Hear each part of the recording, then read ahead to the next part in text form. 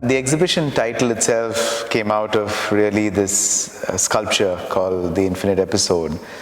This is essentially an image of 10 sleeping species. A sleeping lion and a sleeping mouse essentially have the same scale of body at the moment of sleep. And in some ways, in The Infinite Episode, the sleeping species become a kind of equalized dormitory where all the bodies surrender scale and become unified in a singular scale.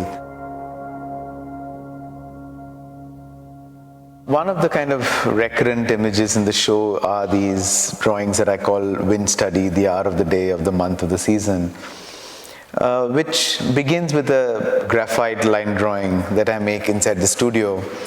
I begin laying one line at a time, these graphite lines with an inflammable fluid, and I would set each of these lines aflame one after the other. But the next line I make 30 seconds later gives me a direction mark of the wind and becomes some sort of a record of that moment, this conversation between wind and fire. But I think when they come together, they begin to in some ways invoke neural networks or constellations of stars, subatomic particles that look like networks that are interlinked.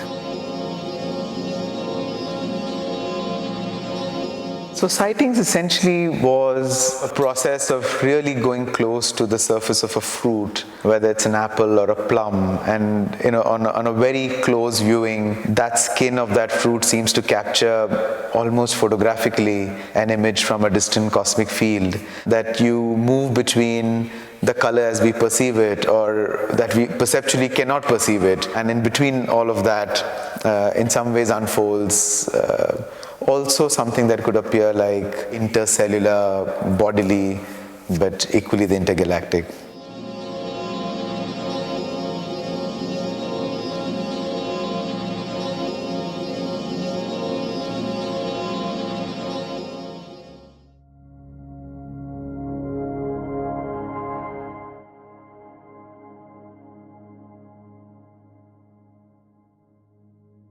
The primary form is that of a Primus stove that is used for cooking. I still had one sitting in my studio which we never used. That became a kind of reference point for the structure of that sculpture. But what sort of proliferates on the surface of that sculpture are essentially images of animals caught in activities that lead to survival and perpetuation of life through the consumption of food, the making of love.